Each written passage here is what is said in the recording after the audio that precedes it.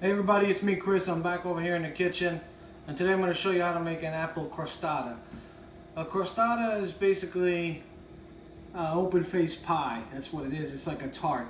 And I just made this for my family, and everybody was asking me how to do it, so I figured I'd make a video. Let me show you what I got. I got 1 lemon.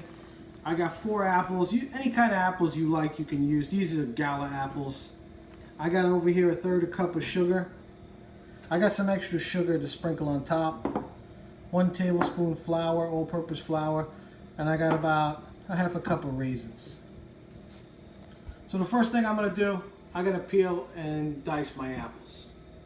So I like to use a paring knife to do this, and I'm just going to, I cut the top off like this, and then I just kind of come around and try not to take off too much of the flesh. You want to just get the skin until the whole apple's peeled. And I'll just cut the bottom end off here. And I'm just going to dice this. It doesn't matter how you cut them. You can cut this literally however you want. You can slice it. You can cube it. It doesn't matter. One thing you want to look for though, if you get those little pockets where the seeds sit, they can be chewy. So if you get any of them, I like to take it out.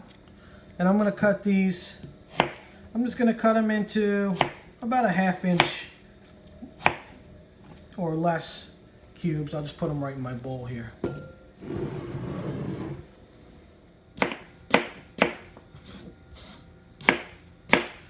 Okay, so that's the last apple. So I got all 4 of my apples peeled and diced. Now I just want to add a little bit of lemon juice, and here's a good trick. If you cut the side of the lemon, you can still get a lot of the juice and avoid the seeds. I'm just going to squeeze that over the top.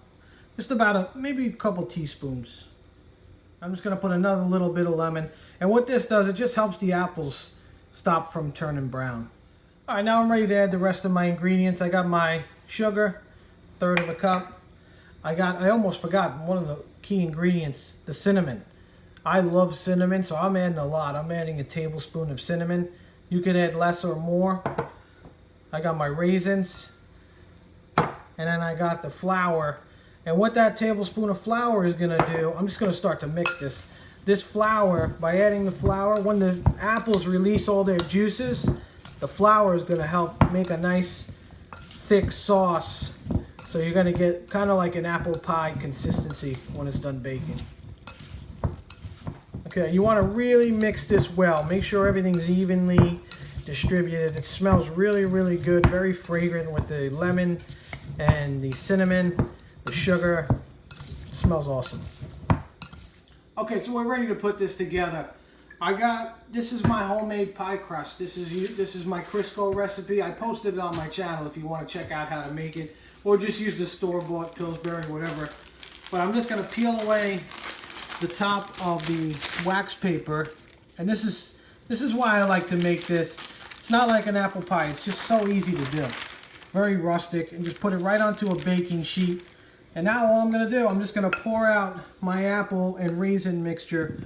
I'm going to pile it right onto the middle here. And now I'm just going to flatten this out, and I want an even border here.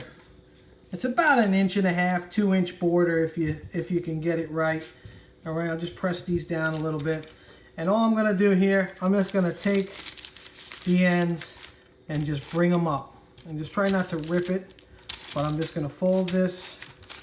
I'm going to go all the way around and fold up the sides. And just press it in so it's nice and tight, just like this.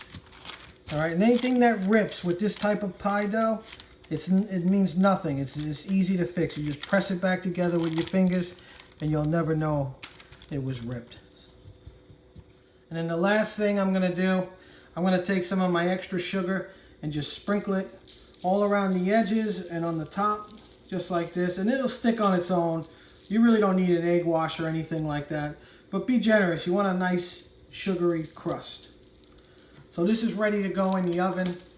I'm going to put it into the oven. I got my oven preheated at 400 degrees.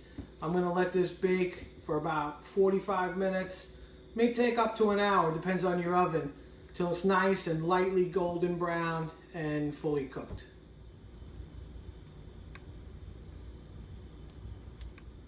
Okay, so my crostata is done and cooked about 50 minutes.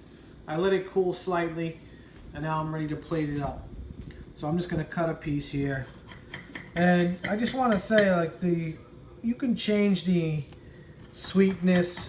You don't have to add all the sugar. You can add less if you want. If you want it sweeter, you add a little more sugar. And then with the cinnamon, you know, a tablespoon is a lot. I like the strong cinnamon flavor. But if you're not a cinnamon fan, just add a teaspoon. Or don't add any at all. And you can make it just the way you like it. So I'm just going to plate this up, and I'm going to put a little scoop of ice cream with it. You can put whatever kind you want. And I'm ready to try this.